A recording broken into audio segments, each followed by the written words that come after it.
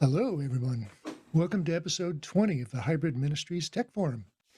Whether you're with us live or playing this back at a later time, welcome.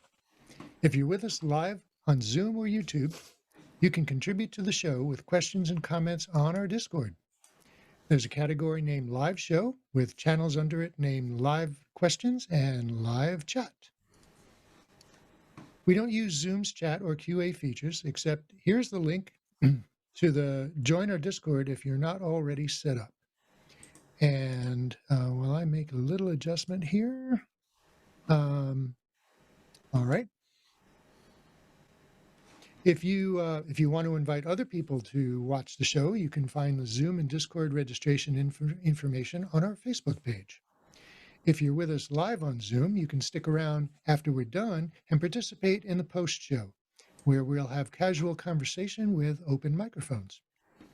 And we are a growing international multi-faith community representing congregations of all sizes and faiths. For topics we discuss here, denomination is transparent. We all want to communicate with our communities and do it as effectively as we can. And we're here to help each other up our game.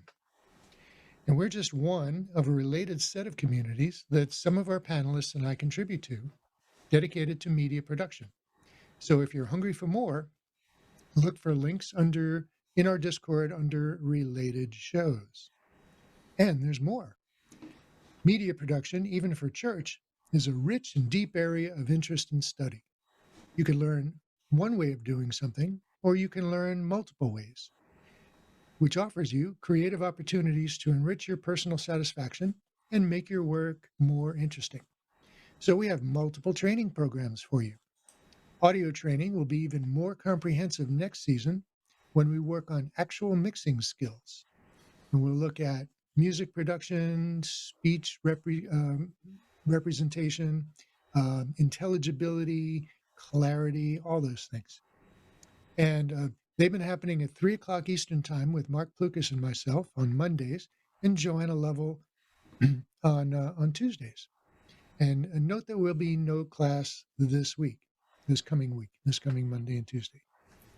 I'm hoping we'll have classes on video switching and camera technique as well next season, and some other topics of great interest. So stick around and keep an eye on the Discord for announcements. Excuse me. So it's these interactive engagement opportunities on Discord and during our post show and in training classes that really make this community work. The more you participate, the more we all benefit, the more we get out of it. Did you ever think that there would be an international community of church tech people like this? So head over to the Discord, engage with others who are watching the show, enjoy the information being shared, ask questions. You'll get good and reliable answers, and it's there for you all week long.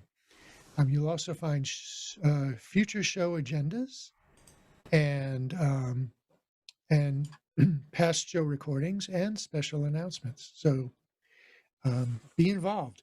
And speaking, so before we get started, I want to thank our panelists for joining us today. We have Joanna Lovell, who is normally in Pennsylvania, but is in New York traveling this week.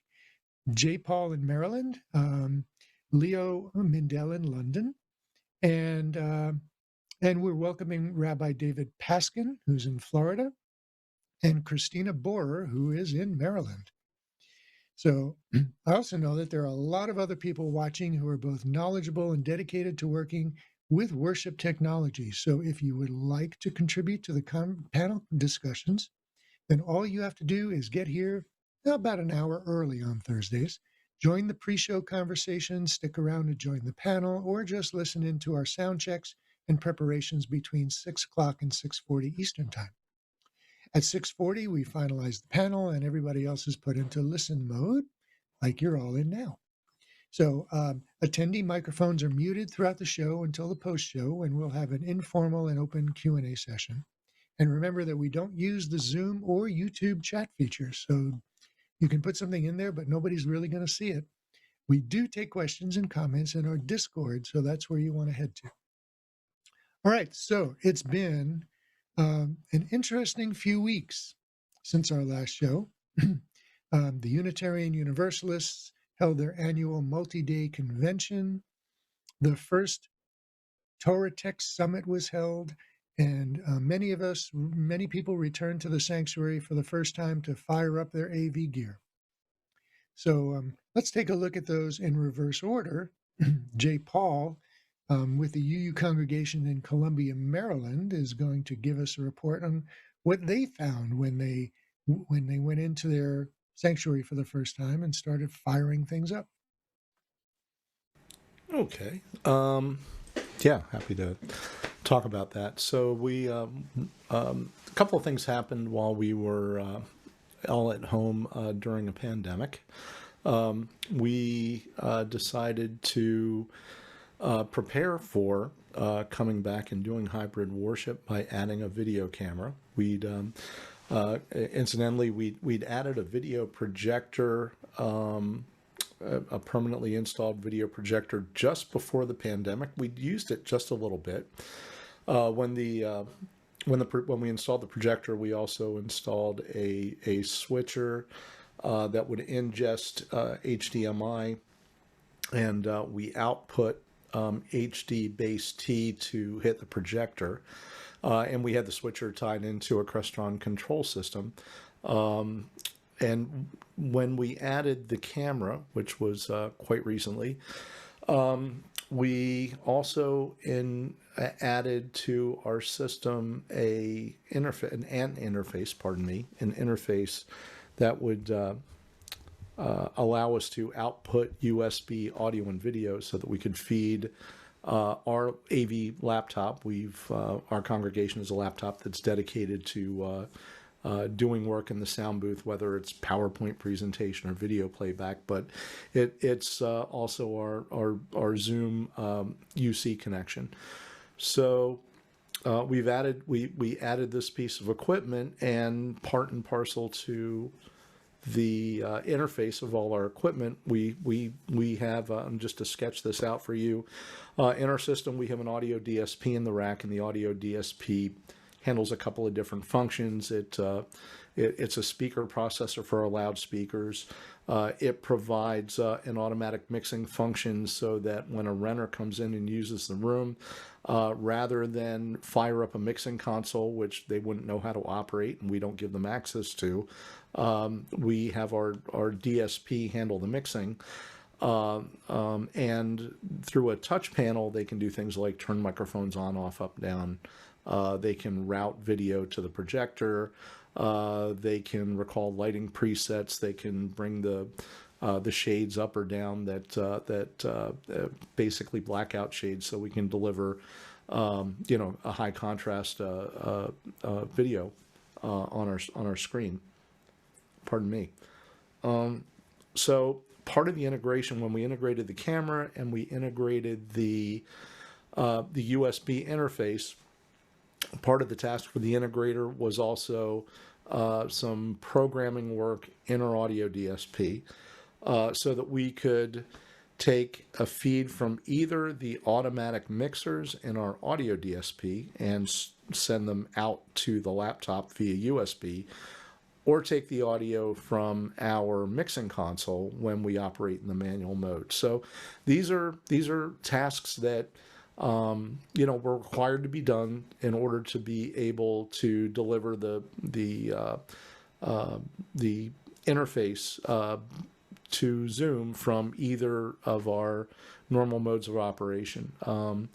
And then so part of our gathering was to learn and exercise the new equipment. So we installed a pan tilt zoom camera. The camera is operated from the Crestron controller. So the integrator programmed the Crestron so that we could do aiming, zoom, focus, and preset storage and recall. So that functionality lives within the Crestron system, so that we have the remote control capability.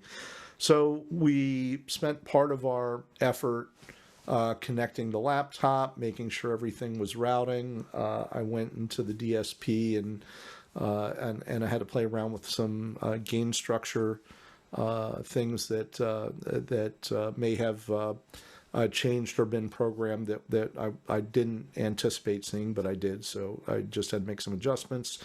And then we went and exercised our system. So we plugged microphones into our floor box. We checked microphone lines. We plugged all our stage monitors in. We validated all those were working. We tested the sound system.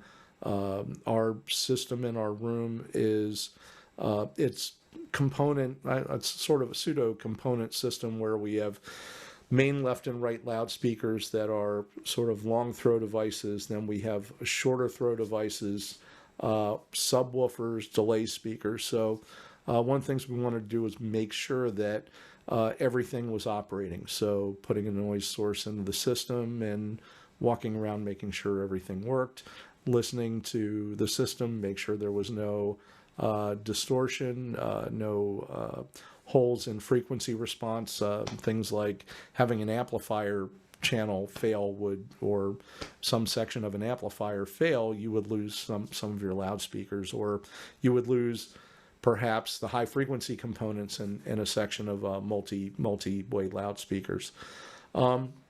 So we went through that. We exercised all the wireless microphones, made sure they were all operable.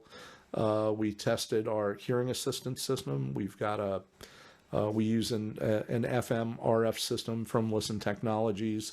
So, we gave everything the run through. We operated things from the control panel. All the microphones worked. We found that two microphones worked at the same time because somebody had both a handheld and a body pack turned on at the same time. It's like, what's that choppy sound with the microphone? Do you have two mics with the same frequency on? Yes, you do. Turn one of them off. Everything was fine.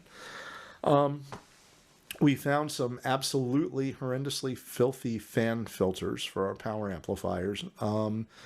Our system has a power sequencer for starting it up and turning everything down. And a power sequencer essentially is there's a relay, multiple relays. They energize the electrical circuit. And so when you walk into the sanctuary and turn the system on from the touch panel, the system will turn on in order where all of the electronics turn on sequentially, and the last thing on is the amplifier. When you turn things off again, we start in reverse order. The first thing to turn off is the amplifier. So when renters come in and use the room, they really don't need to do anything but have our staff in the interfaith center will go ahead and use the touch panel. They'll turn the system on in the automatic mode, and they get to use microphones and some playback equipment, the projector, etc. So I think at the end of our exercise, we validated that everything in our system was still working. It's still working properly. We found no failures. We were able to route our video signal from the laptop. We were able to get, so we're able to stream video, or should I say stream our service through the laptop. The only thing I found that I need to address with our integrators, a programming item within our system, because our system was programmed so that we could stream out. We were not programmed so that we could do mix minus audio, where if we have somebody remotely coming into our service, we can subtract or not send that signal back to them, which would give us a loop for echo to happen. So there's a punch list item of a modification for us to ensure that we could have a service where we could have a remote participant join the service and be part of the service.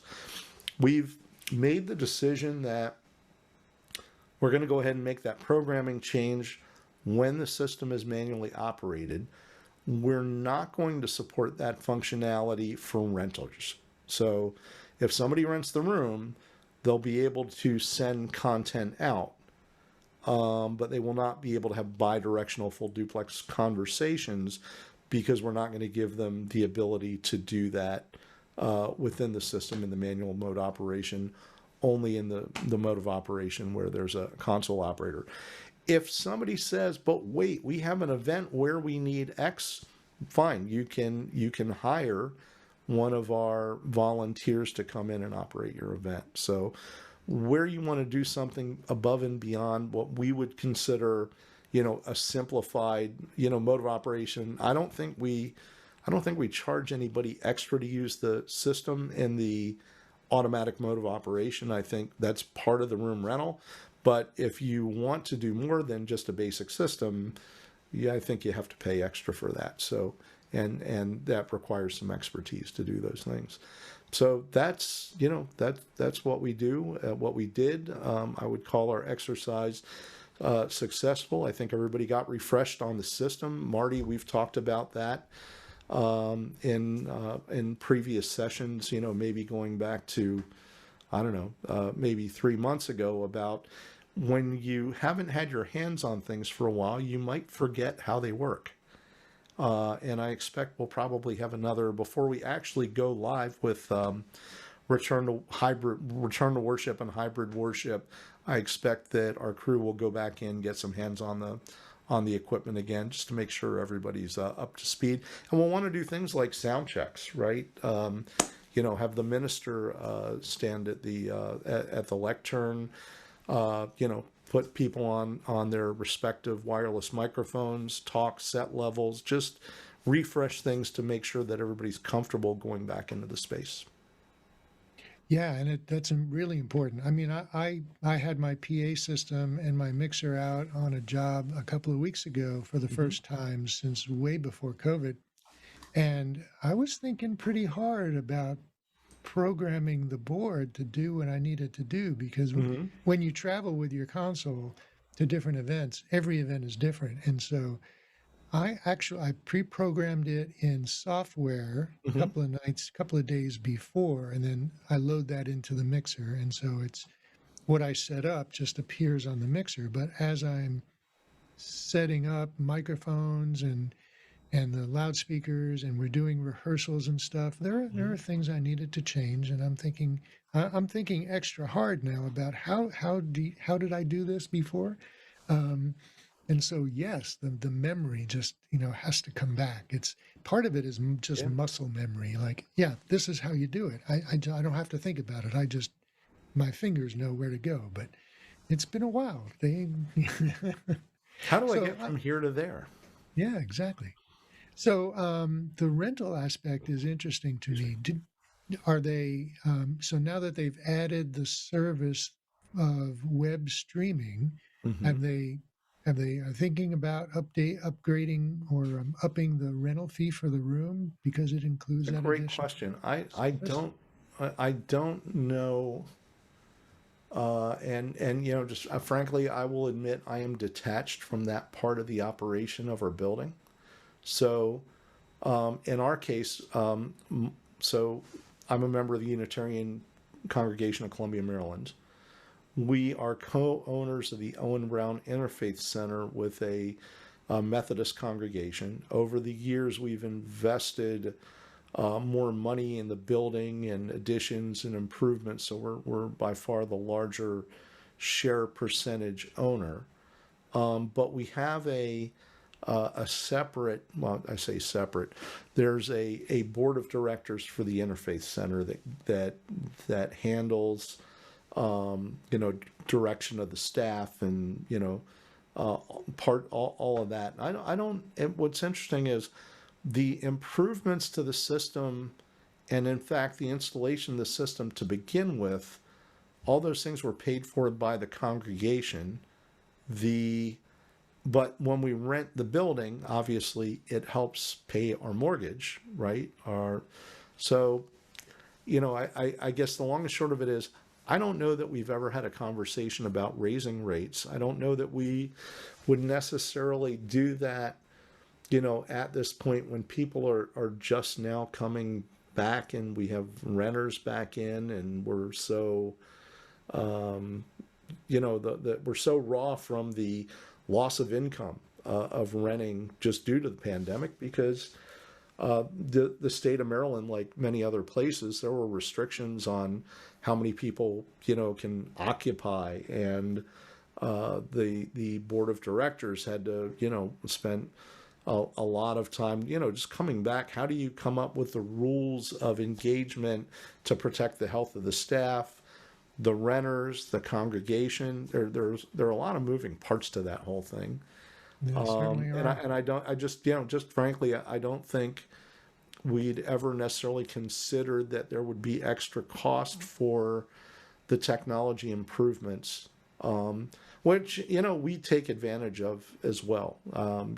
If even if not everything that we use that sanctuary for requires somebody to come in and operate a sound system, but more complex, like a complicated a service, a wedding, things like that, you might.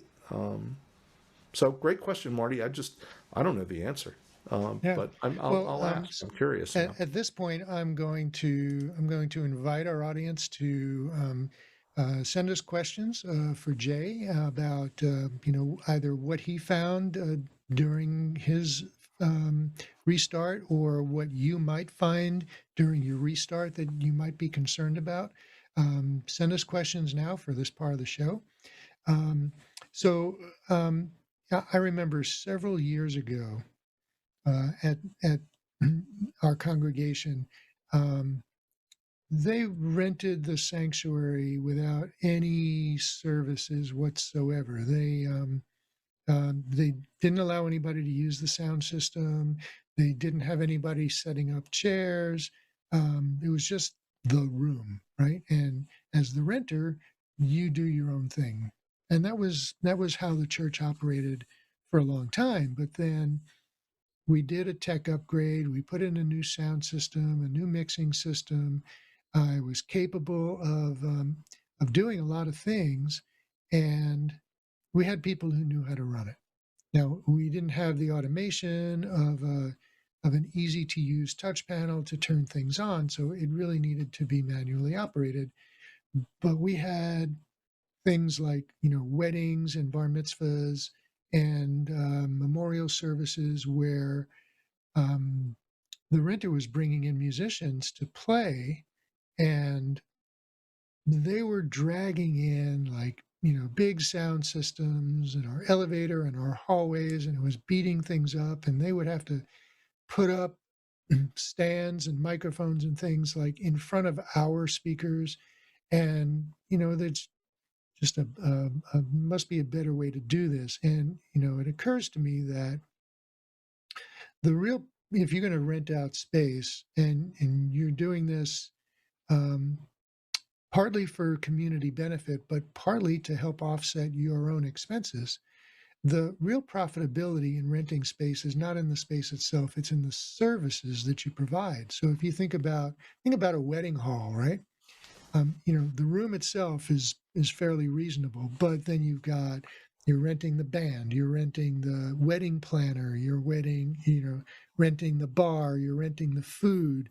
It's all these extra services. That's where places make their money, not really in the space rental. Space rental by itself is just a room, right? So if you provide, now you're spending money on all these tech upgrades. You're putting in better sound systems, mixing boards, cameras, switchers. These are expenses, these are investments, and these are things that you can offer to your renters, and they'd be willing to pay for it. When we did this tech upgrade and we started charging people we were providing them with a service of a sound system, microphones, and an engineer to run it all. They were really happy to pay it. It was well worth their investment. Nobody complained about it. And it wasn't really cheap. It wasn't expensive, but it wasn't really cheap. And so, that's my own take on it. And that was my experience at one congregation. And with all this new technology, um, I think it's worth. There are a lot of people who are wanting to come back in. There are a lot of weddings that are wanting to happen, and other celebrations, and they're looking for churches, and they want to be able to web stream this, and they want to be able to bring people in from outside. And so There's a these are question in services. from JLo. Okay. Right, and And right on the target, exactly what I was going to ask Jay. So good. because you didn't have the DSP programmed to test the mix minus, were you also not able to test bringing the sound of the Zoomers into the room? Did Oh, you, no, we were able, no, we're, you did both? let's see. I'm trying to think what we did. I know that we did send audio out, right? So we did have board mix and automatic mix hitting the computer. I don't recall that we did it in the other direction because I don't recall that they facilitated a return for the audio. So I had that audio return before we had this work done because I put a dedicated DSP in my rack just to do echo cancellation. And I set up a dedicated mix bus from the mixing console so that we could do the mix minus. So the answer is no, we didn't. But doing it is just two things I need to do. Is one is I need to have a dedicated mix bus, and then I need to do the programming at the console and the DSP, and that'll take care of it. And was there a visual component to Zoomers in the room with you? Was there, would your projector be able to bring up the Zoom screen? Yeah, and in fact, the projector can do it. What we did is so before we had this USB interface, we have a HDMI cable that typically plugs into the laptop so that you can do presentation work. The HDMI cable instead connected to an HDMI output on this interface, which I think was a Blackmagic interface. So, yeah, audio and video are conveyed by a USB between the laptop and the interface, and then the interface has audio in, audio out, and HDMI out. That HDMI out gets routed to our switcher and then goes to the video projector. I do want to touch on what Marty's comment. So we're a not-for-profit. So as our interfaith center, I would say that's probably operating as a not-for-profit as well.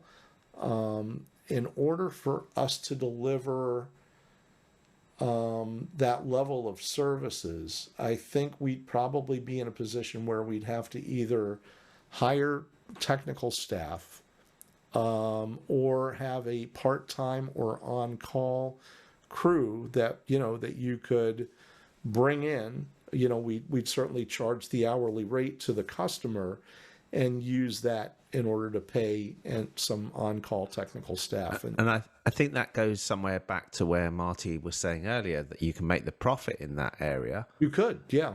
But also, if you don't deliver that service, then it's going to catch you out. And I think what you were saying there, Jay, is that until you're comfortable, particularly when you're comfortable with delivering that and you know that you've got it right, you don't want to jump in and offer something that you haven't got right in your own environment. Is that where you're feeling with it? Well, it's not so much that. It's not that I have an issue. Today, we could, if somebody said, hey, we need to use your Sanctuary C and we want to push something out on YouTube or whatever, we could do that. That's easy. Yeah. If it was, hey, we want to have a meeting today and we want to connect somebody remotely with Zoom and have a dialogue between the remote participant like we're doing now, we're not prepared to do that right this minute because I've got a programming and a wiring thing to address. Yeah. Once I've done that, we'll be able to do that, but we'll only be able to do that when we're using the mixing console. Using the mixing console is going to require us having somebody there, which is we're going to charge you for it. That's beyond the basic operation of the room, in our opinion. Right. And I don't think it's unreasonable to tell somebody who's using the room, yeah, if you want it, if you've got a wedding band, you want to use our sound system. If you want to do something beyond the simple, I need a couple of microphones on the dais.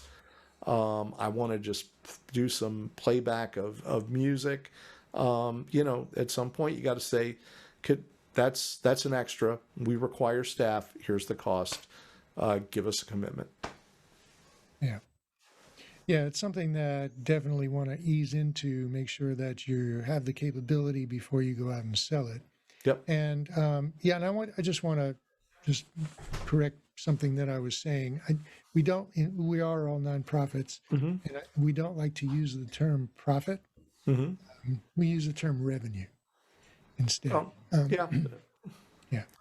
But that's the premise, is that you're providing a service to the community and to people, and the more services that you can provide, the more value your property, your facility has, and makes it even that much more rentable.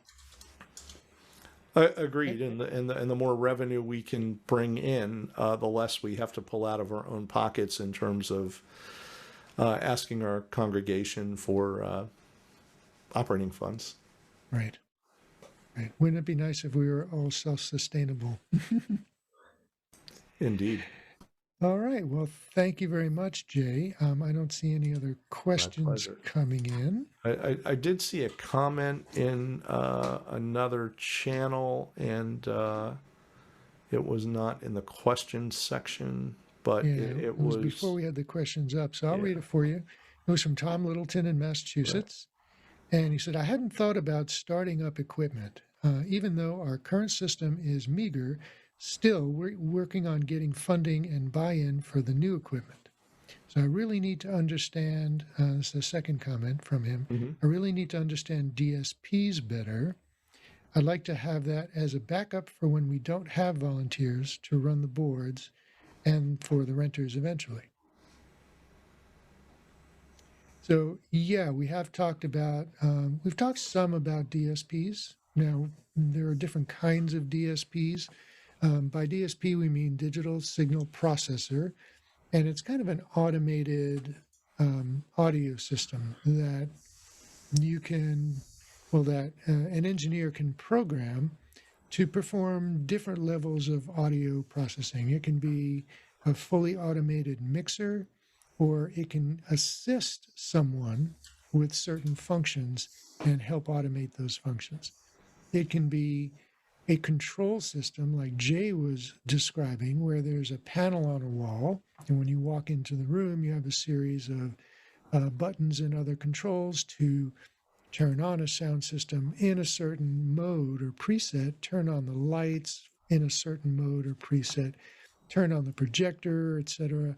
And you can program those buttons to do a series of macros or commands or salvos to control certain types of equipment and set them up with different presets or scenes.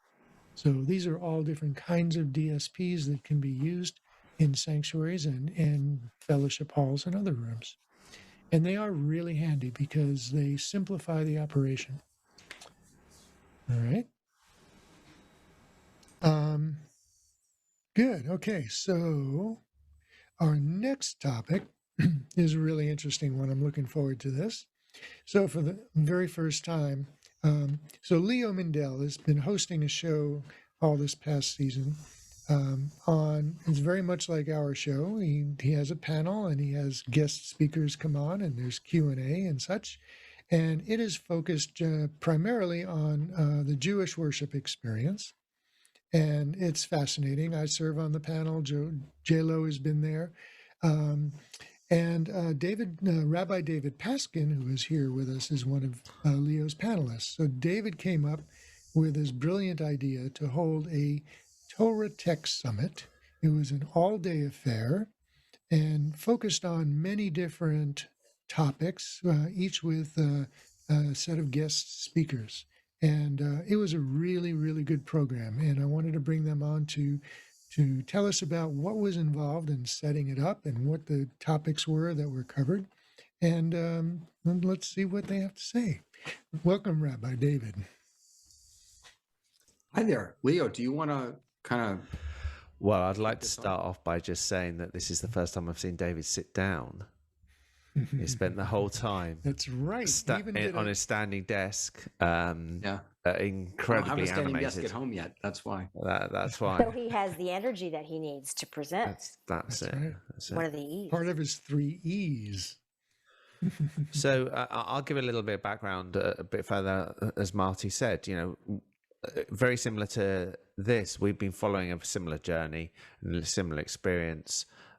We've had, I think, 12 or 13 weeks of covering very, very similar topics, but it's really hard when you said it, Marty, and when you say, from a Jewish prayer aspect, you sit there and go, there isn't much difference.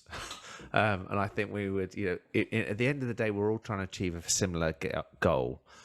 And that's to ensure that whatever that message is being delivered, it's delivered so that people can hear it, people can experience it, and that the technology is not sitting in as a barrier between the person leading that and the people participating in it and receiving. If receiving is a very passive approach, and would like to, I think we all would like our worship to be more active than people asleep in the back of the pews. So we're trying to do exactly the same thing. And I think what was the great thing on the Torah Tech Summit, and I'm going to pass over to David to explain some more, was that there was a combination of not just talking. We did actually move across onto some of the areas of where this actually relates to some of the spiritual side. Maybe, David, you can take it from there. Sure. I just want to say two things. One, I'm not in my office, and the fact that I look so horrible is it's just killing me. And so I apologize.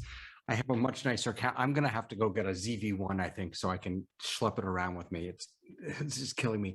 The other thing I want to say is I'm actually working on a new program that I want to offer.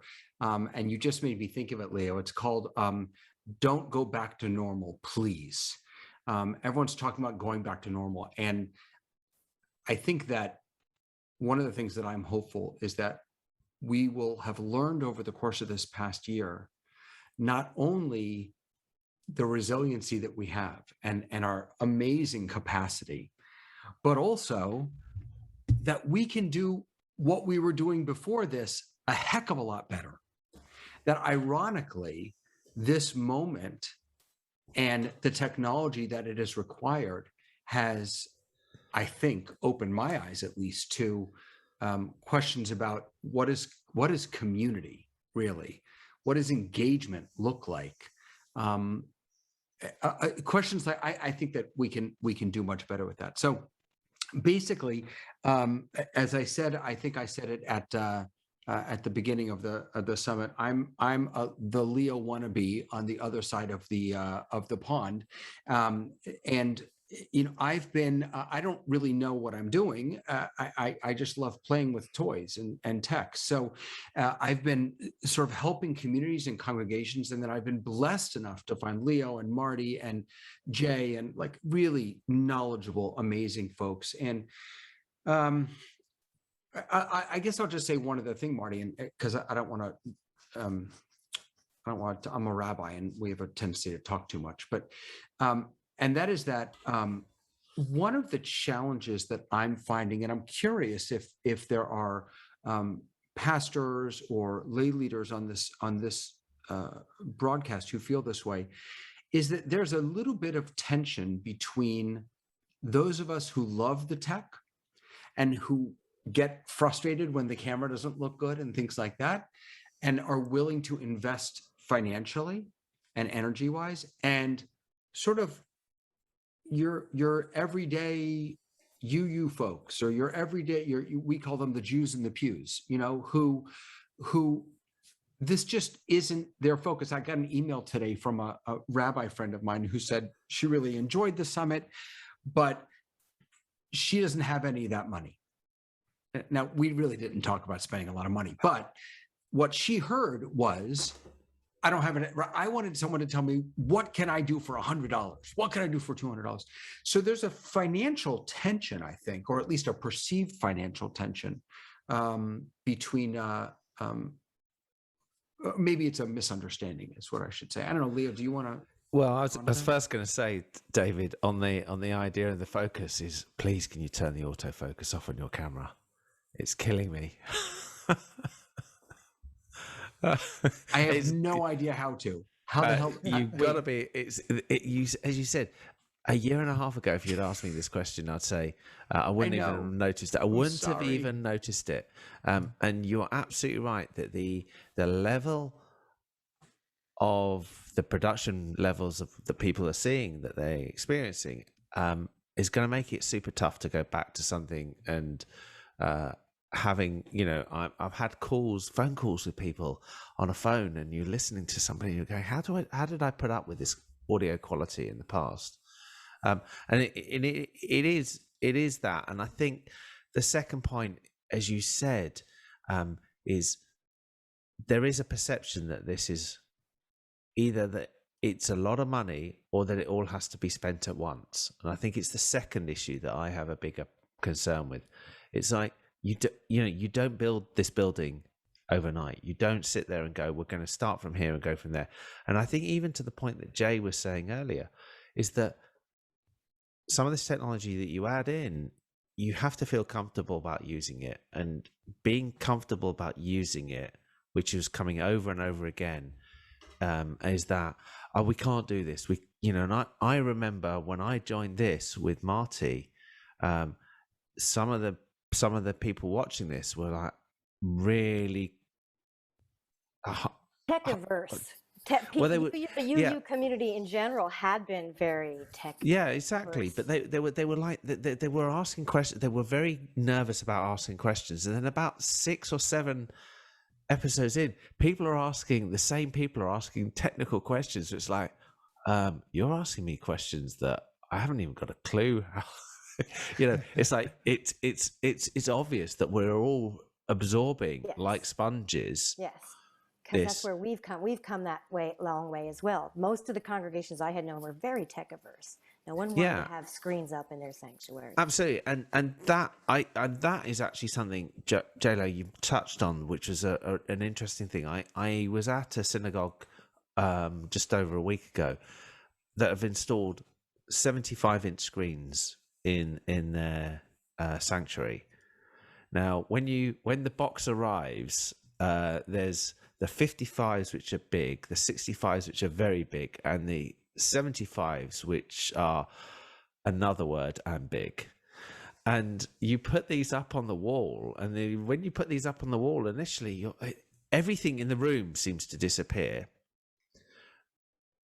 2 hours later, you don't actually notice they're there anymore, because they just blend in, and in 3 or 4 weeks' time, nobody's actually going to notice them because they just become part of the scenery, except for they will notice them because they will sit there and go, oh, well, actually, we can see our liturgy. And this is a big thing that's changing, that we're seeing changing, is that while Jewish worship has quite a structure to it, so it's quite, generally a lot follow a very set format. In fact, it is a set format for the service. But there are different parts of liturgy and different changes. I don't know if you're seeing this, David. What we're seeing is that people are saying, well, we're going to follow this format, but we're actually going to change slightly some of this and and some of the elements that we use. And by having dynamic liturgy, which has never been in our it's really been super tough.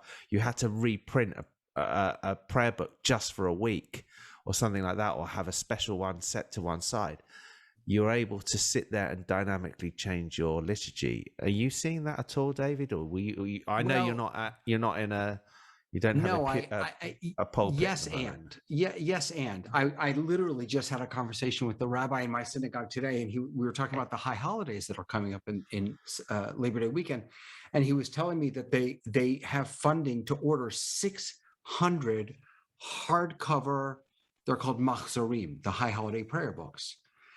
To which I said, why? Why would you do Trees? that? Trees?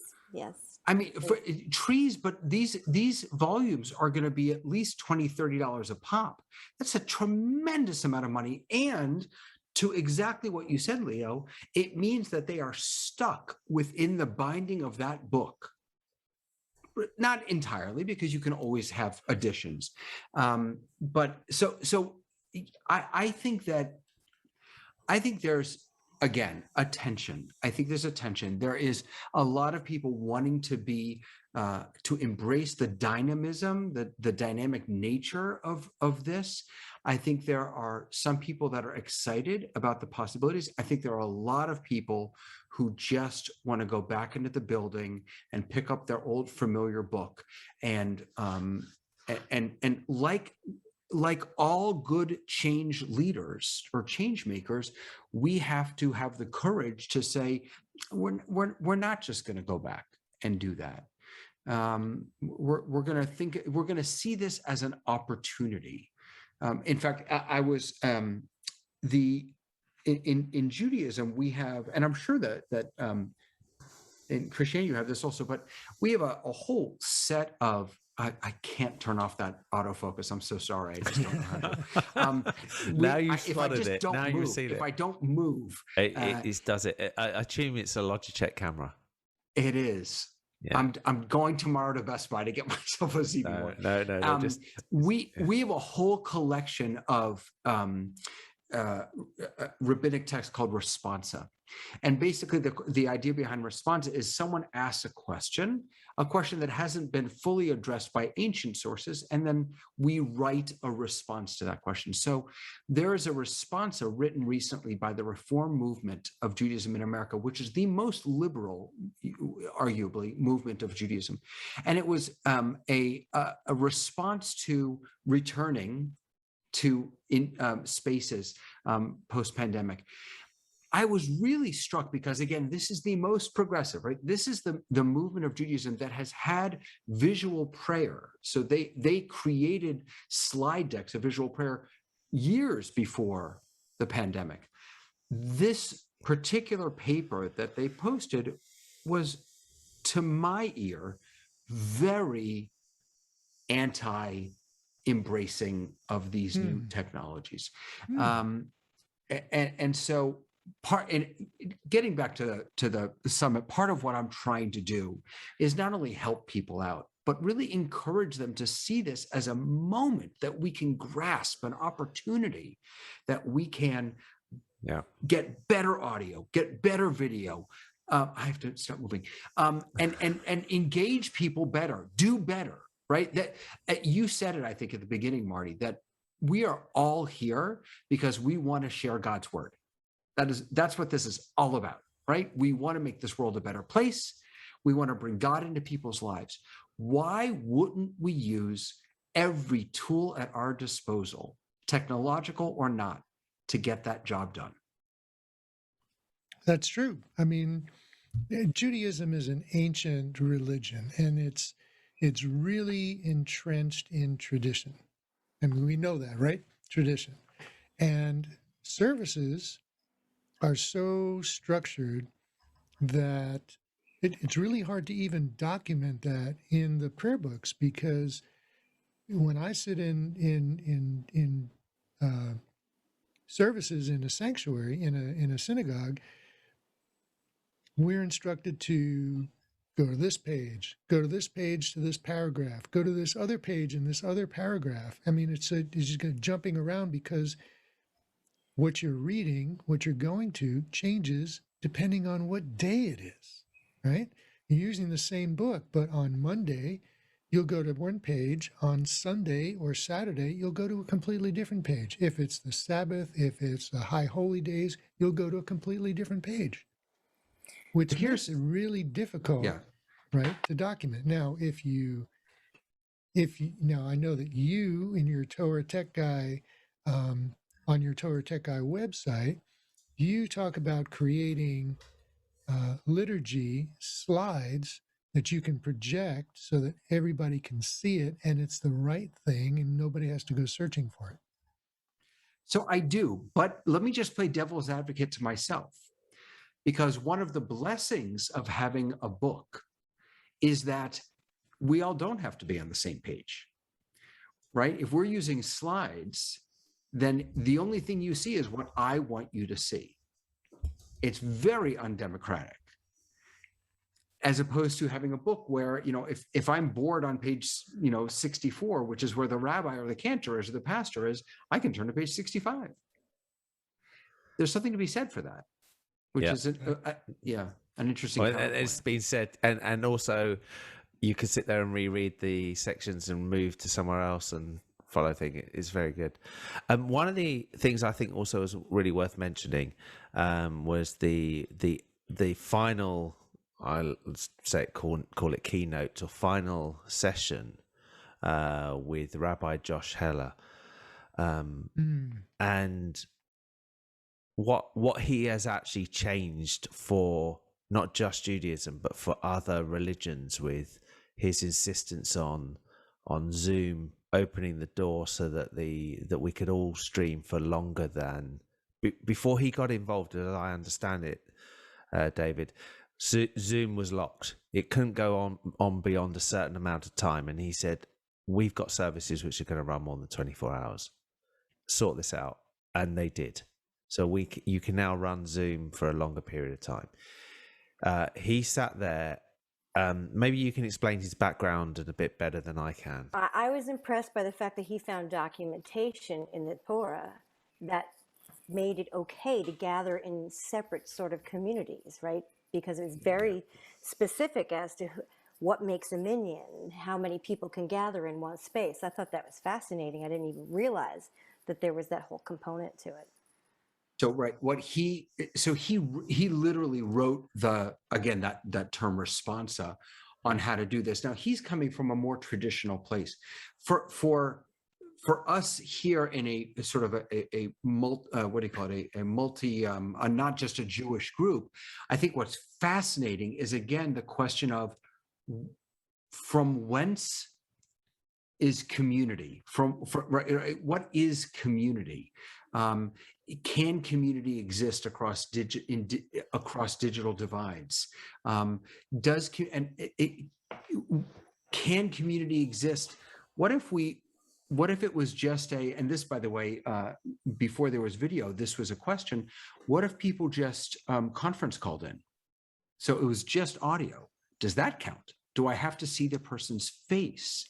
These questions, I think, are pertinent actually across all religions, to the fundamental question of what does it mean to build a community of faith?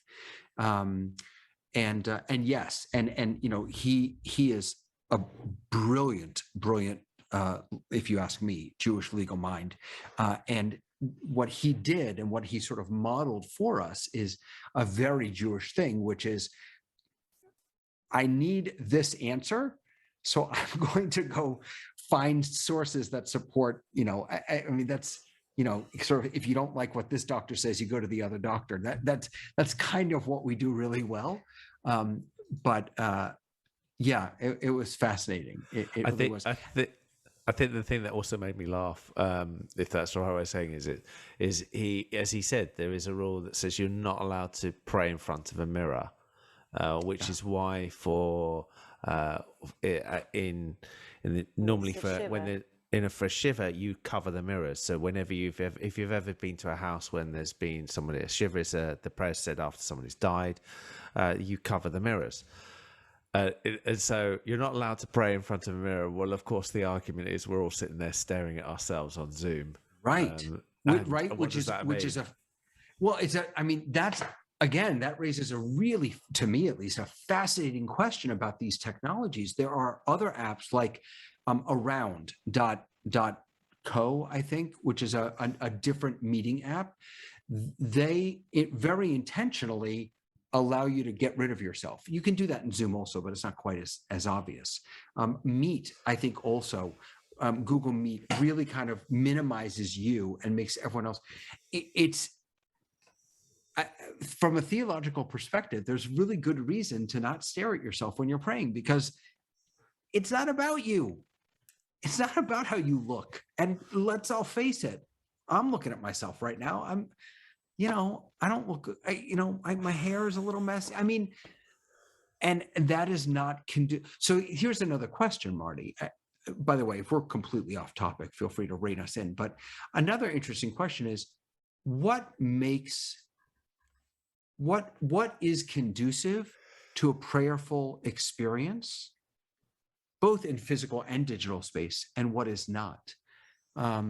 I know that a lot of synagogues are struggling right now, and Leo was talking about this before, the idea of bringing all this technology into the sanctuary, having screens. It's really an interesting thing, because in the large churches, huge screens are the norm.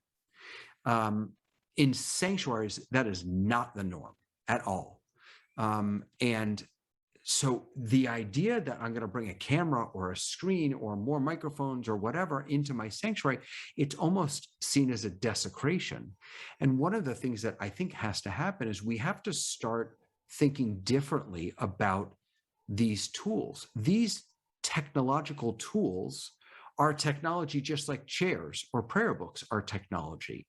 Again, as long as they help us make that connection. Thank you, Christina. I'm with you. I saw that. Inclusivity is, I think, an overarching theme too, because you can't include everyone unless you can include that audience from on the other end of the Zoom.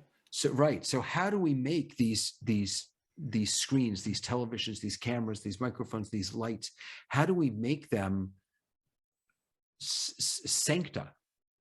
Part of our sanctuaries rather than intrusions. But I think there was an interesting point. I can't remember if it was you or somebody else was saying about when you regard technology, and if you sit there and say, well, a chair is technology, everything in one way or another is regarded as, in quotes, technology. It's just what has been the technology of the time and how you add to that. So even things you don't think of as technology are still, a building at the end of the day is technology. So you have to work at how that comes in and how do you make that as part of your sanctuary, and how do you add that in? And I think the whole point of everything with this, and it's been said in every sphere, the whole point of what's happened over the last 18 months is we fast-tracked 5+ to 10 years worth of something in a very condensed period. And that's what I think has caught everybody. It's literally like you've gone from, and I went on the tube into yesterday, the train takes you into London, and you can see there's a complete, I used to use this every single day of the week, and that has completely changed in the period. You've never seen so much change in that environment in that 18 months that normally it's so glacial, the change. And that, I think, is what's potentially is going to catch people out, particularly when they go back to their sanctuaries and go, well, it's all changed. And it's like, well, it's actually been doing it very slowly. And I think as Jay was saying, in his sanctuary, you've got to just work out how it all sits. And it even comes down to strange things like the lighting of that room, which was absolutely brilliant when there was no cameras, and we did this on which was the venue that we looked at, Marty, and they had streaming light pouring in from big windows. I can't remember. Yeah, there was a UU church, and it's in Connecticut. Yeah, and it's like, oh, this must look like, you look at this and you go, wow, this must be just absolutely brilliant there, and all you're going to see is just somebody washed out.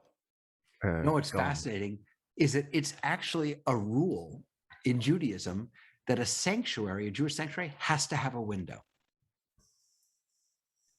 That really is going to screw up a lot of video streaming because of all those windows. It depends on where that window is. But no, of course, David, you give us some really good things to think about. The whole sense of defining and determining who is community, what is community, how do we think about who our community is, and within the sanctuary, outside the sanctuary,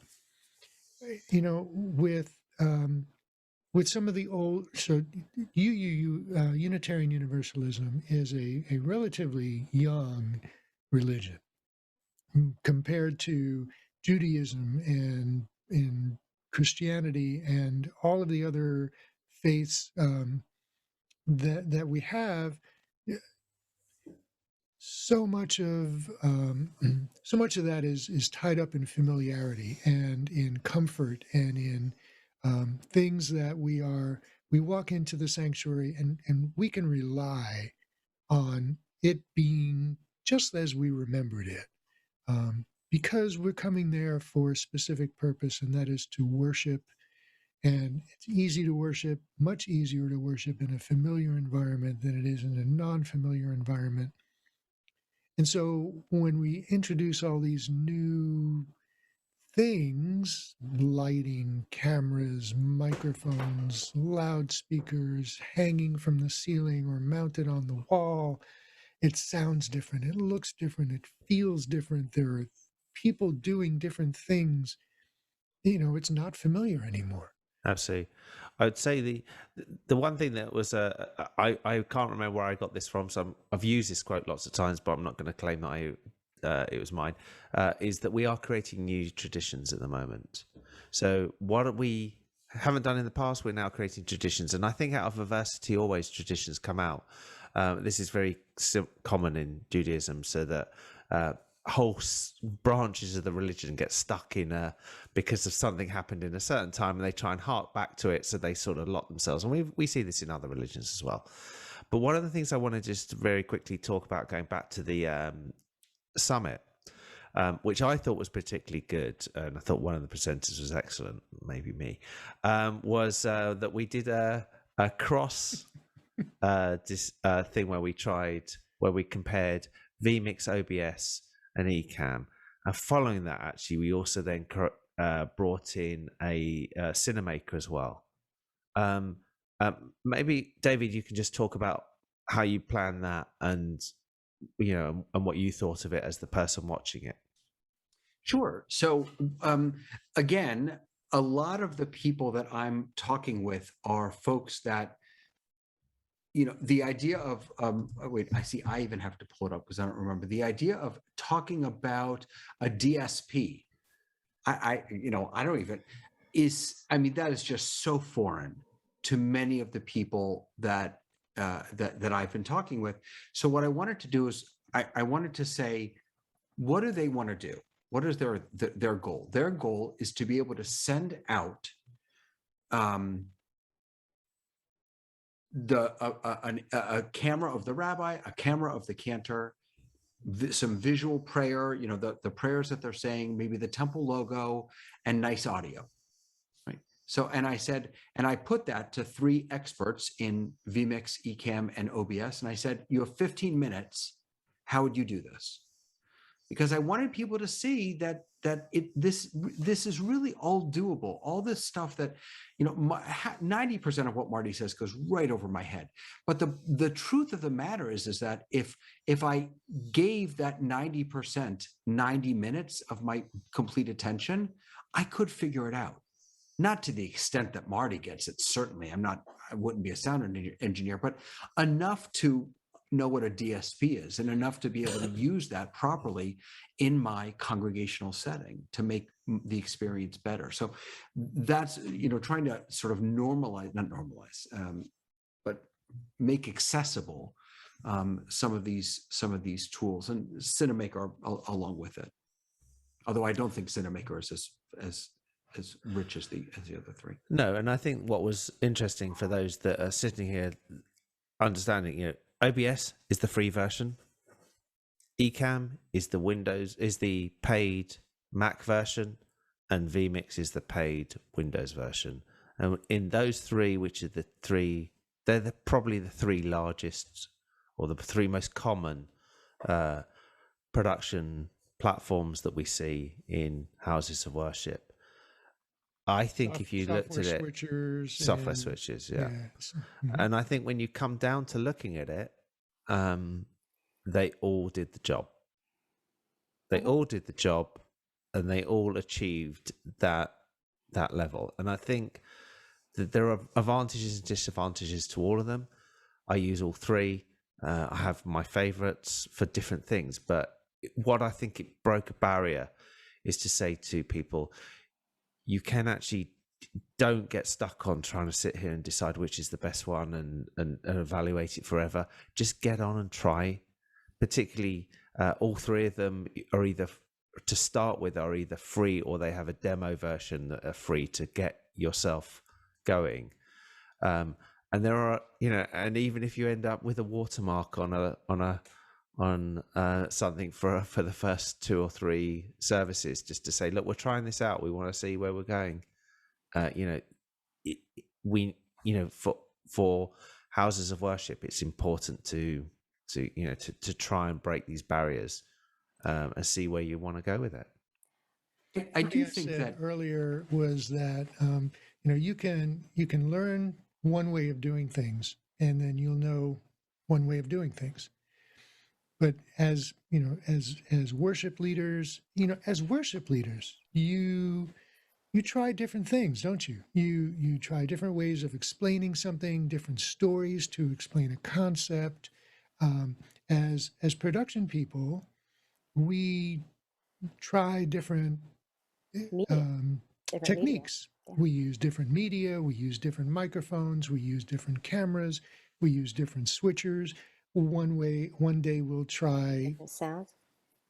we'll try doing something one way, and then I could do it this way. It may be more complex, but maybe it'll have benefits.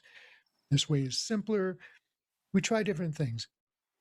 Something that makes my job really interesting is that I'll never do the same show exactly the same way twice, even though it may be the exact same show. It could be the same service, but on the second service, I'll look for a different way to do something that I thought could be done better.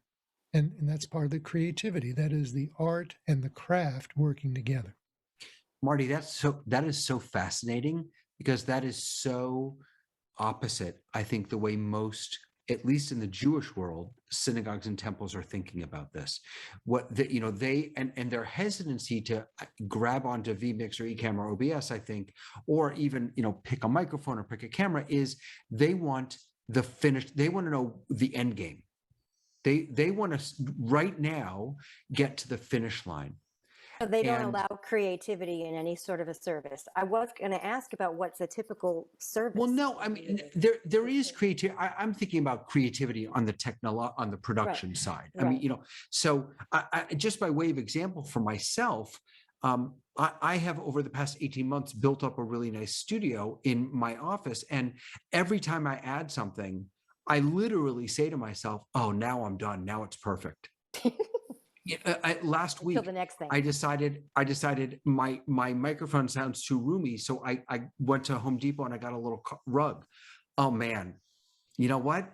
Now I'm done. Well, guess what? I was at Home Depot again today, getting something else. Right. This idea that we have to finish for tomorrow with what we have or know today. We really need to, we need to bring to this exercise, I think, what the tech world has had for a while, which is a fail fast mentality. Try, make mistakes, and look, to what you said, Marty, intentionally change things up to bring diversity, creativity, flexibility to the experience that you're sharing. If that means moving a camera, trying a different microphone, living with a watermark for a week, I think it's scary because of what we all said before, right? That everyone wants to go back and feel comfortable.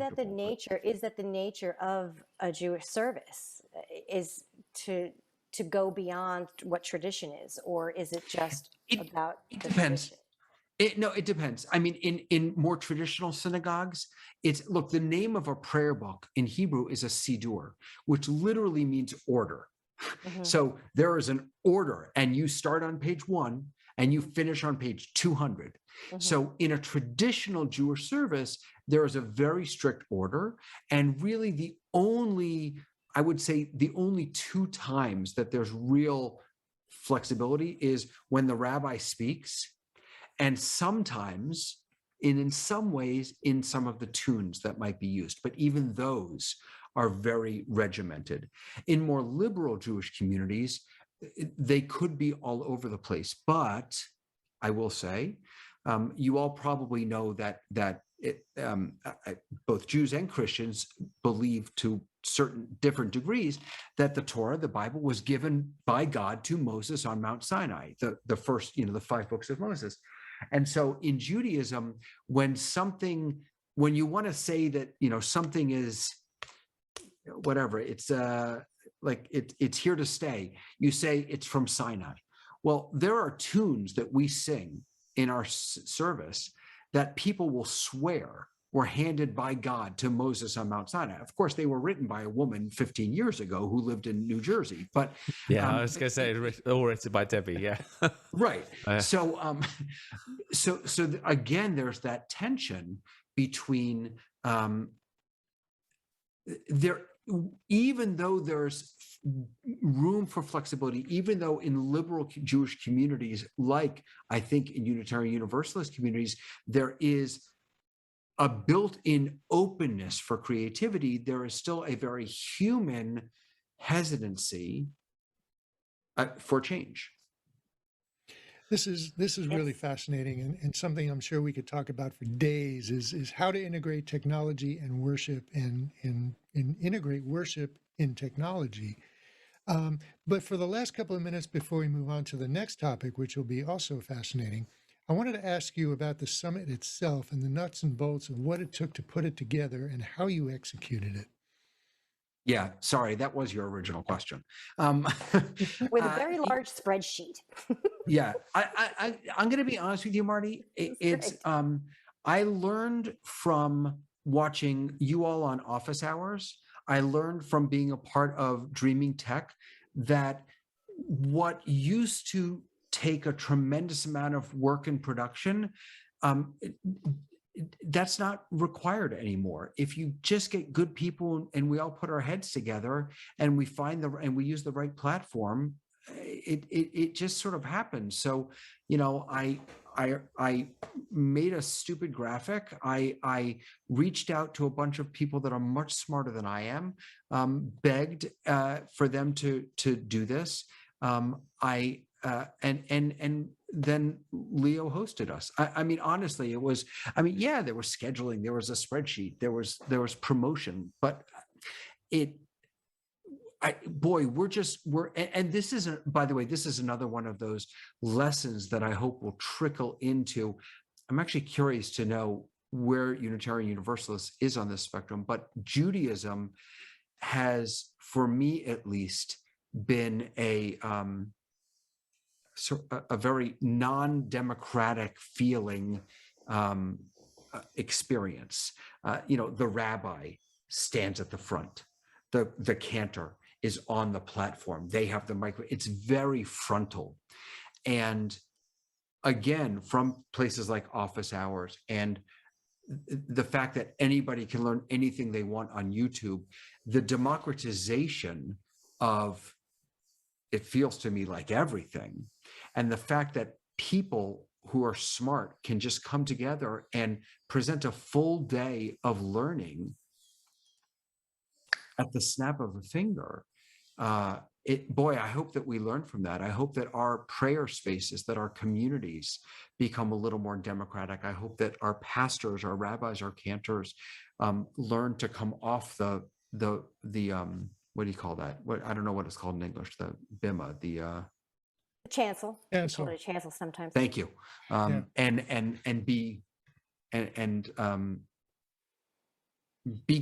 Sit comfortably in our Zoom square that is equal in size to every other Zoom square. We have unique gifts to share. But it was important to me, Marty, just for this summit, that I'm the kind of guy, I would have loved to teach all 6 hours. I would have had a blast. But you know what? It ain't about me. It's not about me. And bringing good people together who are willing to share their knowledge. What a gift. What a gift. That's beautiful. That's really why we do what we do here, is that we have this knowledge and we're really eager to share it. Leo, you handled some of the more technical stuff. So you used Zoom for the platform, right? Yeah, I mean, over the last 18 months and longer, I've been using various different platforms for things. Sometimes you use platforms, you want to try and push things in a way, and you want to move things around, and you want to get better, in quotes, better experiences or different experiences. But Zoom was built as a meeting platform primarily. And when you want to do a learning experience and anything to do with that, I think classrooms in Zoom or anything that's classroom related works incredibly well using Zoom. And also it means that you're not having to sit there and fight to get 10 people in at the beginning. And we did use, what was the meeting? What was the thing, David, at the beginning and at the end? Yeah, we What use was it something called? that was it's called reslash. It's Yeah. like gather.town. It's like spatial.chat. It's one of And what you find when you do that is that I learned my lesson. well, you have to try it, because I also think that you need to try some of these things, and it's always worth throwing something else into the mix. Otherwise, it's the same over and over again. But the thing with it is, ultimately you have to ensure that the people who are joining, or the people who are coming to your sessions, can actually take part in the sessions, and the tech is not a barrier. And for that reason, we did it in Zoom. We also streamed out to Facebook and YouTube simultaneously, so that people could watch from those environments. Although we did get a strike on YouTube, on Facebook, which was quite funny. But did you see the link that I sent you? Because the music that we used was completely kosher, as we would say. But I have 6 albums of Jewish music out, and my stuff, I'll post a video of my own song and it gets flagged all the time. And that's just because these are bots doing this work and they make mistakes. And so you also used Discord for back channel communications, which I thought was very helpful. That's all Leo. And I got to tell you, boy, has he got me hooked on Discord. I know that for most people, it's you don't even think about it, but for that purpose, boy, was it amazing. So with the exception of a phone call I had on Discord today that went on for quite a while somebody was driving in the middle of some strange parts of New York, which we won't mention, J-Lo. I use, if for any of you that are looking at this and trying to find a way of having production or dealing with where your tech is either in the room or separate and they need to talk, using Discord is absolutely brilliant. Well, communication is the key. Communication is the key. So you can't do these things by WhatsApp. Exactly. It's not fast enough. No. Right. So you had this schedule where you had this series of sessions, and each session lasted about 45 minutes, and there was very little break between sessions. And during a session, you may need to communicate with the presenters, and when a session is nearing its end, you need to communicate with the next presenter to make sure they're ready to go. And you don't want to do this on the air, on Zoom, right? So we have this, we call it back channel communications. In video production, we call it intercom, when you're on the same space. But this is a way to communicate with your tech people and with your presenters in a way that the public isn't aware of. And it's absolutely brilliant. It's absolutely necessary. And in the next session, we're going to find out, what happens when you don't think of that. Can I say one other thing, Marty? I just also want to say that as amazing as that back channel chat and talk was, what was even more important to the success of this day was the fact that I knew that Leo and you and a couple other people knew what they were doing. And I didn't have to ask Leo to do X, Y, or Z. He didn't have to ask someone else to do, right?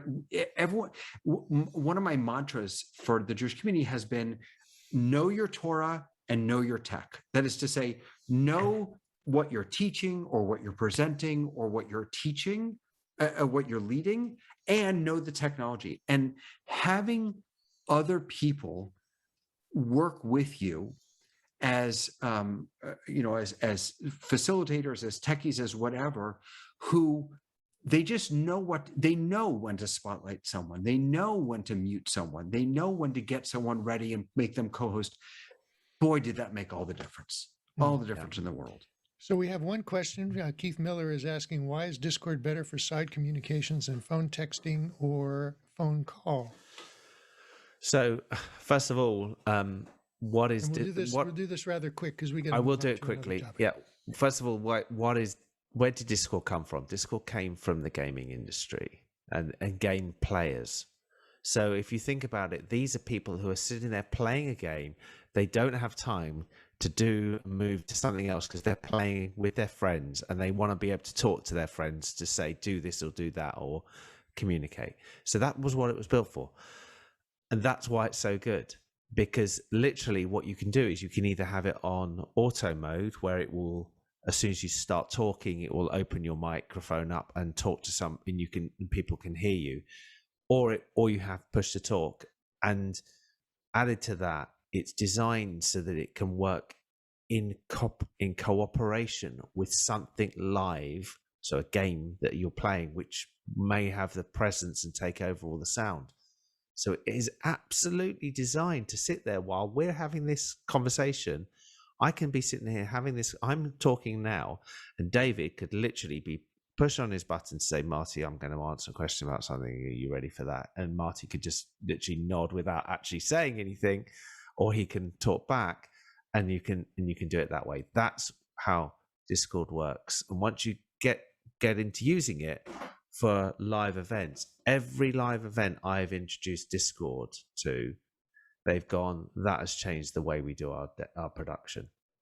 It's brilliant works. because in one platform, I can type out a text to a group of people or a different group of people to a specific person. Or I can speak into a microphone and have certain people hear me. So you've got the person who's switching the show. You've got the person who's handling chats. You've got the next presenter. You've got the existing presenter.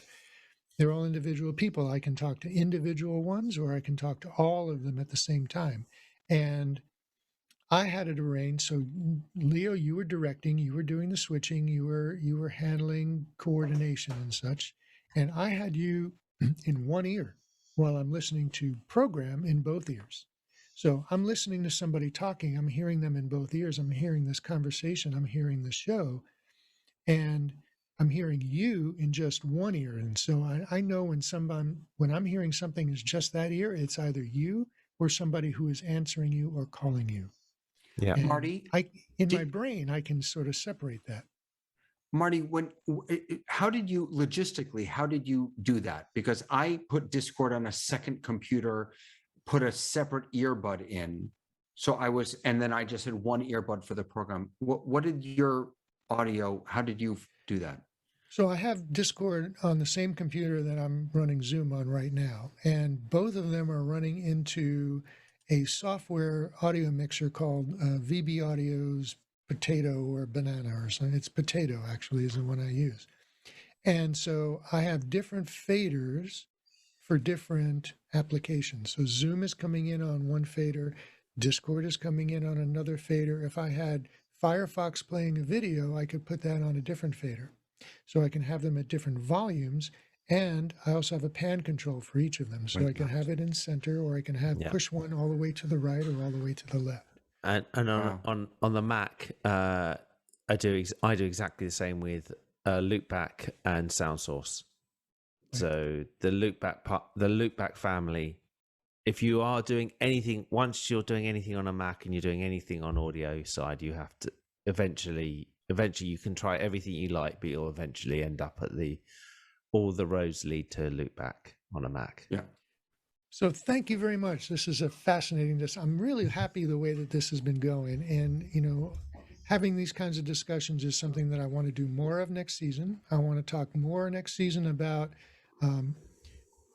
how worship can get integrated with tech, how we can grow accustomed to these changes, and how to utilize them to benefit our services for the benefit of our community, both in the room and outside, and more about operationally speaking, what can we do with this, right? How can we improve our appearance, our presentation? How can we make this look more interesting? So, and Rabbi David, thank you very much. You're welcome to come back anytime. I look forward to your participation. This has been great.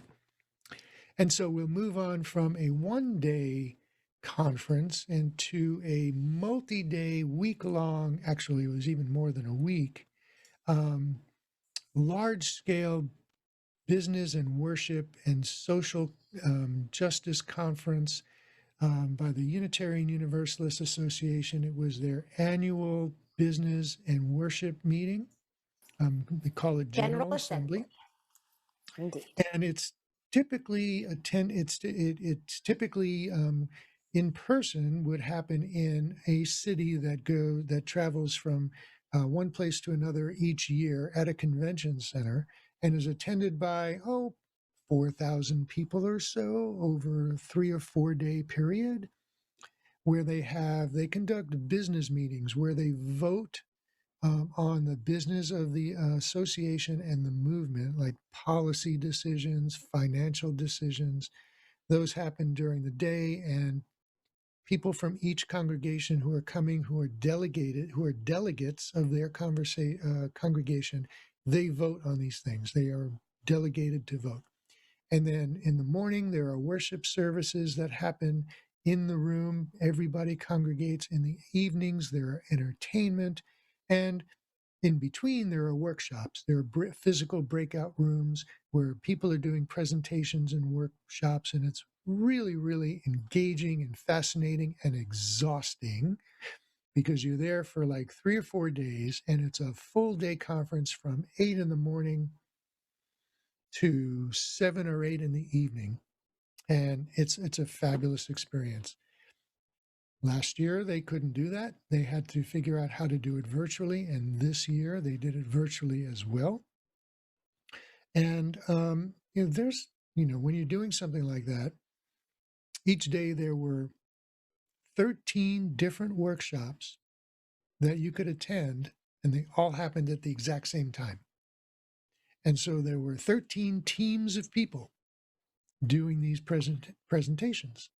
So there was the main stage, right, kind of sessions where the business meetings were, where the worship sessions were, where the entertainment happened, and those were broadcast through Vimeo and on YouTube, and those were at high definition 1080, so the highest definition.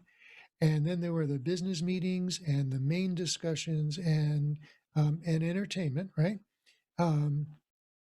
So then there were the workshops, other meetings, and discussions. Those all happened on Zoom at 720 resolution, so which is like pseudo high definition or lower, right? Depending on who was conducting the presentation, because all of this was done from people's homes. And on the backside, on the tech side, there were workshop hosts who served as the Zoom hosts and did the switching and handled the presentation and the audio. There were main stage hosts who handled those events. There were discussion hosts, so the 3 different types of hosts that handle the Zoom presentations or the main presentations. There were chat hosts. So a Zoom host and a chat host were teamed up, and they did all their sessions together. Everybody had a schedule that they were following. I was a workshop host for 3 sessions with my chat host. Then there were video editors. And Christina Borer is joining us here. She was an editor. She'll tell us about what she was doing. Then there were the tech desk people, where people could go, if presenters or attendees or hosts had any kind of problems with technology, they would go to the tech desks, and JLo was on a tech desk. So let's hear from Christina, because she's been sticking around for quite a while. She's been a trooper hanging in there with us. So so you were editing what kind of videos?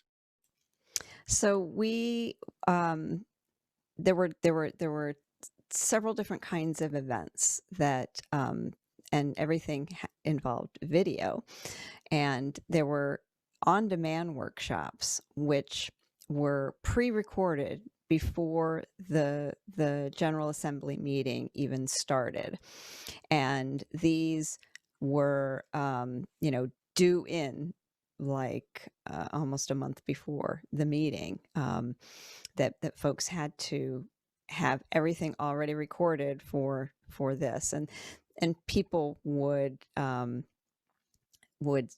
put in proposals for workshops, and I don't know if there was a selection process, but they would submit their videos, and so they would come in and they would be largely ready for prime time, but we had to do some minor editing to them. Then there were prime time events that weren't entirely pre-recorded. There were some prime time events that they would just, plug in and start running. There were some that had pre-recorded portions, but people would be talking live. And then there were workshops that were completely live, although maybe had just small pre-recorded portions. And those last two, those videos weren't available for editing until during the actual General Assembly. So for the on-demand workshops, we had basically 3 weeks to do them, and what would happen is they had this giant spreadsheet for all of the tech folks, and it would list all of the workshops or events, and it would have columns for the different types of work that was being done for these events. And for us video editors, there would be a column where the actual finished video was located, and it would be a link to either Vimeo or SharePoint or a Zoom cloud. And there would be, you would sign up and you would say, I want to do the video editing for this particular video, and then you would do the editing. And for the on-demand ones, basically mostly you just had to put in an introductory slide and maybe cut off any ends. Although I will note that I don't know if you want me to talk about some of the challenges about doing this, but some of these would come in and they would be several different, like an hour long or even an hour and a half long workshop that would have different segments that were recorded by different people in different places, and the audio in one segment would be down here, and the audio in the next one would be way up here, and so I had to go in and fix the audio for and I'll bet I was one of the few video editors that were doing this. I'm a fairly experienced video editor, amateur. I've been since the pandemic have been mostly doing virtual choirs for our congregation. I'm Marty's wife, and we attend the Unitarian Universalist Church of Silver Spring, and had been using Resolve, and they couldn't require people to be experienced video editing, and it's like no experience required, we'll train you. And basically what they were training folks on was the free software in Windows or on the Mac. Like for Windows, it was basically the photo editor, which also has a very, very rudimentary video editor. And but of course, I was using Resolve, which allows you much more flexibility. And so if somebody dropped something and there was a big clipping of the audio, then I could go in and I could reduce that, or even cut out portions if somebody sneezed or something like that. So but I don't know if any of the other video editors were doing that. And once GA started, then the video, the primetime events and the live workshops would get uploaded within a few hours after the event was over, and we were supposed to edit those within 24 hours of them being. And again, you would sign up for the workshop or the event that you wanted to do the video editing, and these required a little bit more thing, because you would have a big header, a big lead in, where the Zoom host and the chat hosts and the panelists were all talking and getting ready, and then the event would start, and then they'd have a certain period of time where they're talking about, oh, so if you want to do this in the chat and you do this and that, all these other things, which if you're playing back, if you're listening to a playback, you don't care about that, about how you can ask questions in the chat. So I was cutting that stuff out too. And then for a lot of them, there were breakout sessions, and the breakout sessions were not recorded, but there would be, a slide up that said breakout session in progress for 15, 20 minutes or whatever. So we had to cut out those. And then at the end, after the event was over, the panelists would still be chatting and stuff. So we had to cut out that. And so that was a little more fun, a little more challenging. Yeah. And so you would go to the site, either the SharePoint site or whatever cloud place where it was being stored. You'd do the video editing, but you would save it in two different formats. You would save the video, and then you would save the audio portion. And the audio portion, you saved it to a different cloud storage place than the video. And because the video was for Vimeo, and that's where they were uploading all the videos to Vimeo, and the audio was basically for the caption editors. So they had a whole nother group of tech folks who were doing audio captioning, and so and that was also on this big spreadsheet, and we had folks sign up for that, and then you would enter the URL of the video, the final uploaded video, into the spreadsheet, and on to the next event. So and spreadsheets played a big part in this, didn't it? Yes, it did. And they had really great instructions too. And we, instead of using, sort of the back channel that we used was not nearly as powerful as Discord, but it was Slack.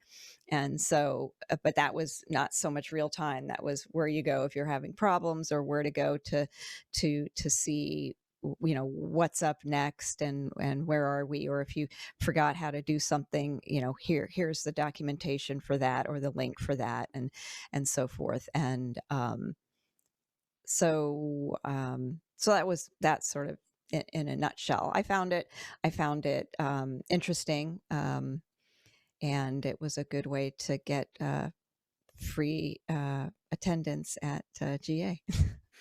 The most commonly asked question, Christina, interestingly enough, was, will I have access to this workshop after it's done?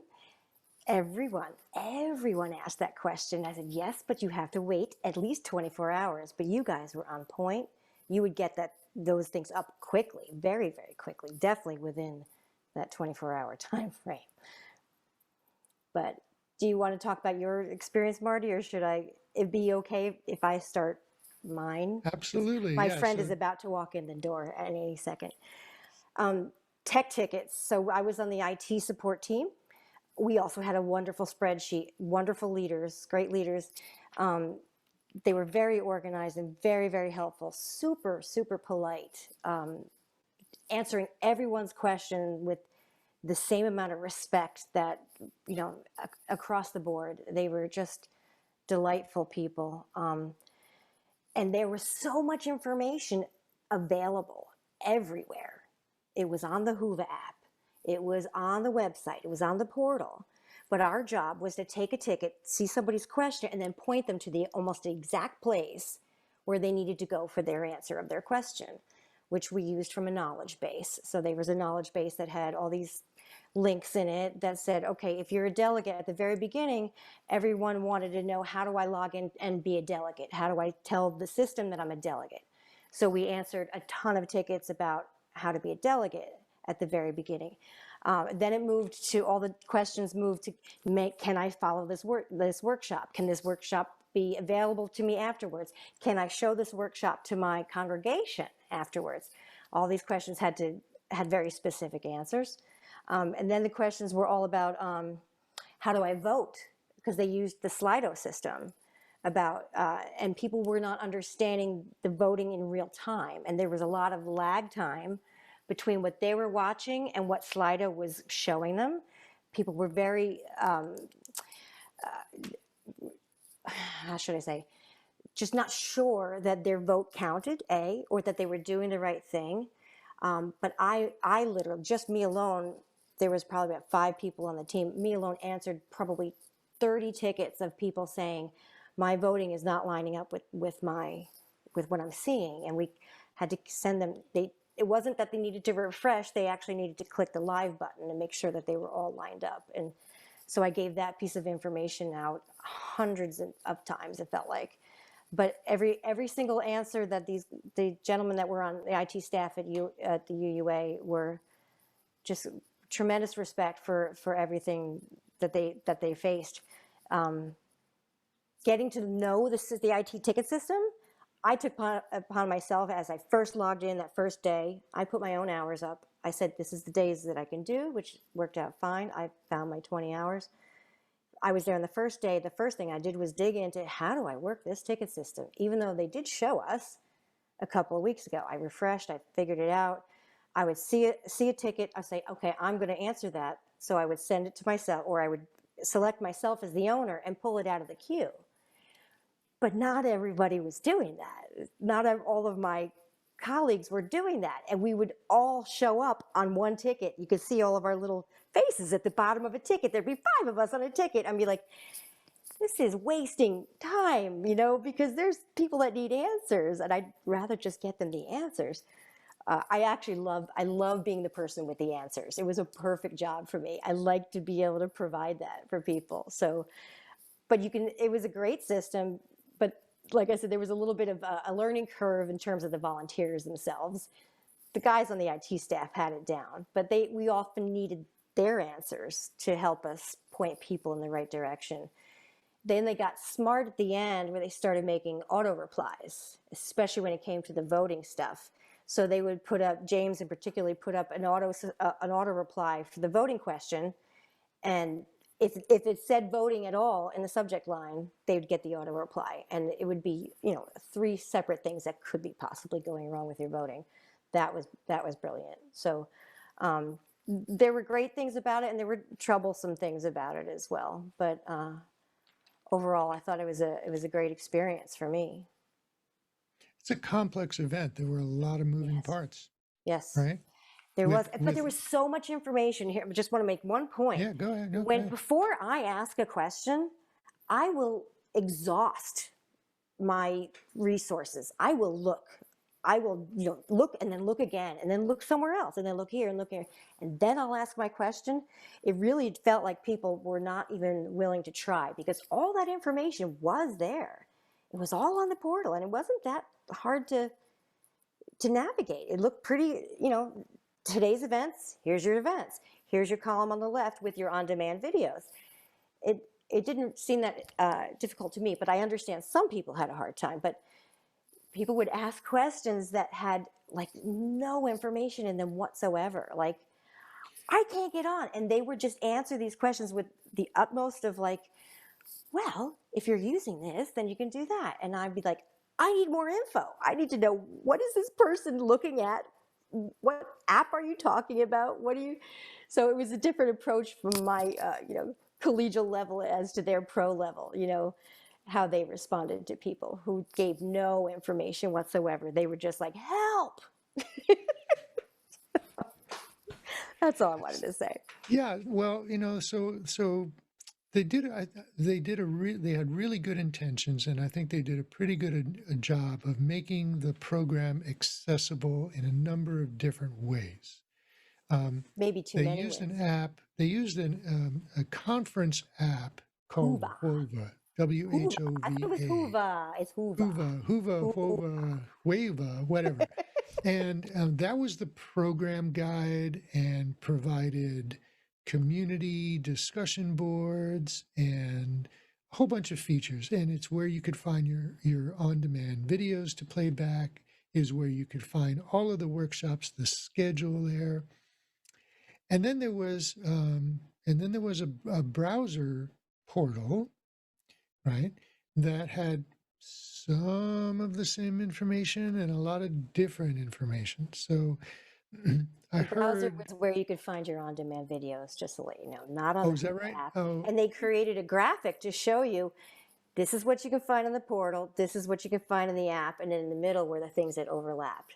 This you see, can do in both places. right. So I even sent that I was a graphic little out a couple confused. I'm times. still a little confused. There were a lot of different ways of finding information, There and was, there was so much information that you could and it was all find there. if you knew how to look for it. Yeah, And yeah, in some cases, the same information could be found in multiple documents. I mean, yes. yeah. So I got to say this. So we like to celebrate our successes, and this event I would overwhelmingly say was a success. But if we only look at our successes, we really never learn how to improve or what can be done better. And so we also want to look at those things that maybe people didn't find so easy to navigate, things didn't work quite as well as we thought they would, things that we missed, things that we forgot about, and we want to take a look at those too. So in doing that, this is our way of figuring out how to improve and how to do things differently the next time and in a better way. And so I don't want to appear to be down on the event or the organizers. They did a fabulous job. But this is my engineering inquisitive mind and like, well, okay, how can we do this better next time? And so what my role was a workshop host. I was the Zoom host for 3 workshops, and I had a chat host that worked with me, and we split that role up, and that was very well defined by the organizers. So we each had our own different training track, okay, different meetings that we had to go to, different documents that were given to us. We had instruction documents. What does a Zoom host do? We had checklists. What do you need to do 30 days before the event started? What should you do 10 days before the event starts? What should you do the day, 40 minutes before your specific event starts, right? And so they provided us with all of this information. And and that was very helpful. They provided us with a checklist that 10 days before, or 10 minutes before, or an hour before, they gave us a pre-roll video that was 10 minutes long that we had to start 10 minutes before the event was scheduled to begin. And this was our gathering information. And it was a series of slides that was informational about the event and with music to go under it. And so that was a common theme through all of the events. They all had similar pre-roll videos. Then there was a title slide with the name of the workshop that we played for about 5 or 7 seconds right at the time of its start. And then the chat host came in and they did an introduction to the event. They introduced the topic, they introduced the presenter, they introduced certain standardized language about accessibility, about questions, about the event itself, and then they handed it off to the presenter. Now the presenter comes on, and they are at home usually, and they are using whatever technology or equipment that they have available to them. Often it was a laptop with a camera and the built-in microphone. And we tried to do our best to coach them to get the best video and audio quality possible, bring it closer, elevate it, put it up on some books so we get a better shot of framing and all of that. And then for some of the workshops, the presenters had videos to show. And the videos were all made available to the workshop Zoom hosts in advance. And they were all established when the presenters had to present a plan for their workshop. So they had a questionnaire that they had to fill out. They had to detail how the workshop was going to go, who was going to be presenting, what the order of the presentation was going to be, whether they were going to use videos, whether they were going to use the chat, who they wanted to monitor the chat, how they wanted to handle questions, whether they were going to use breakout rooms, and whether they were going to use polls. And so we all knew in advance, well in advance, what each workshop was going to entail. And that was really important to know this in advance. And I talk about this even in worship. We talk about the workflow, we talk about the schedule, we talk about the deadlines. When you're planning a workshop, there are multiple people who need to know what's going to happen, and they can't find out on Sunday morning. So there's this workflow, and that's where all this documentation comes in really handy that we've been talking about. So we knew all of this in advance, and we had the choice. Each Zoom host had the choice of how to play the videos, and even the presenters had a choice of whether they wanted to play the video or whether they wanted us to play the video. So there was a couple of glitches there. In two of my workshops, I played the videos, and I had them downloaded them on my computer so that I had that security that I had the file here. I had it loaded up in a player. I had it queued up, and I had tested it before to make sure that the audio levels were correct, that the video was right, and it worked very well. In some cases, in one case, the presenter insisted on playing the video, and the video file that they were playing had a mix of music for soundtrack, and then a whole bunch of talking, and then music at the end. And it was a 50-minute video. It was most of the session.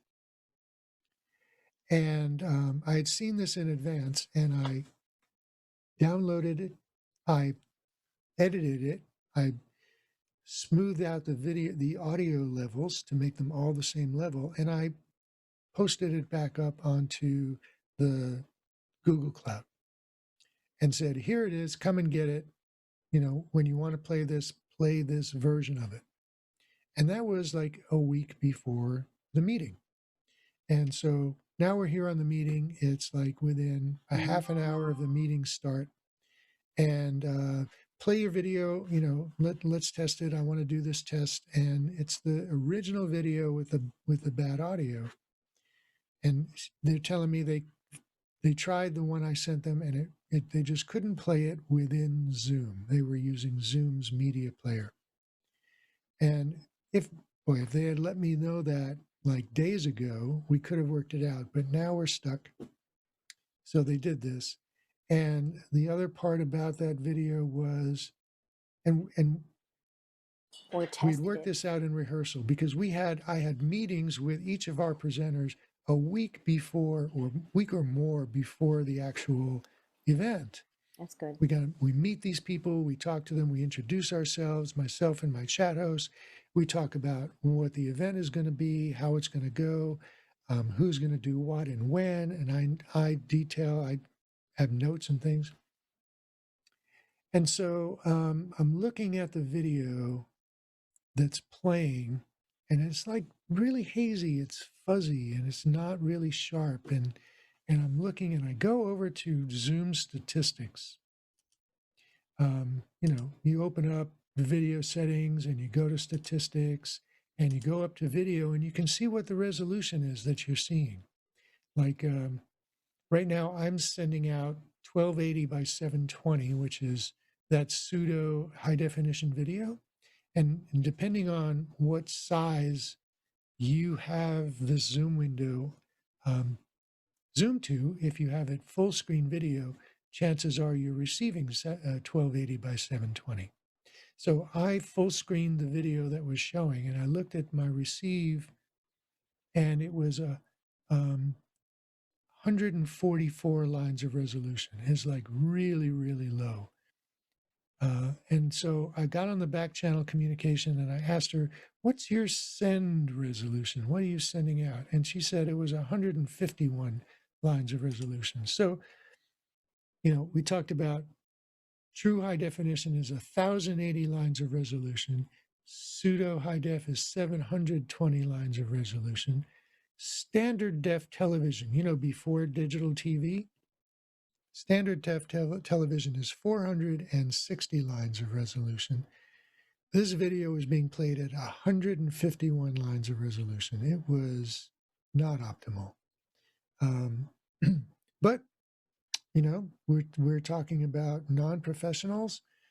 Even though this was an international business conference with over 4,000 people in attendance and some serious business being conducted, we really could have paid a little bit better attention to our audio and video quality. That my feeling, not to say that it was horrible, it was not horrible, but I think we should aspire to do better than not horrible, I think, right?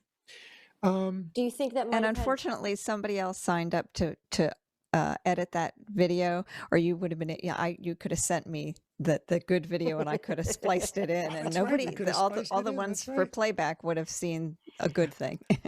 Well, I was just going to comment on the volunteers versus professionals thing. So there was no professional organization overseeing the whole conference, correct? So they really did rely a lot on volunteers and They their did people on rely staff. a whole lot on Not volunteers. that we, The not that whole we dropped the ball, but you know what I mean. Yeah, no, not at all. The whole thing, all of the hosts, all of the tech people, they were all volunteers. They were all volunteers that did great work. I got to say that.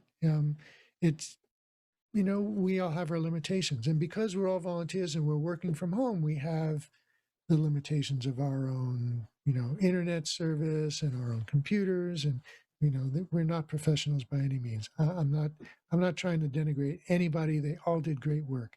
It's just the organization of it could have anticipated this and thought about how can we ensure that we're providing the best presentation that we can. So let's see what kind of questions we have. There are quite a bit of questions here.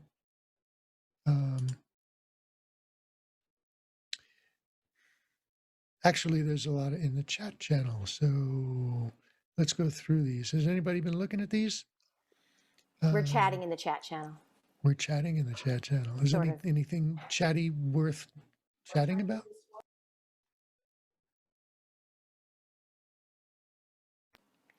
So let's see. So Keith Miller was saying, I saw lots of tech questions in the chat rooms and was impressed by how quickly answers came back.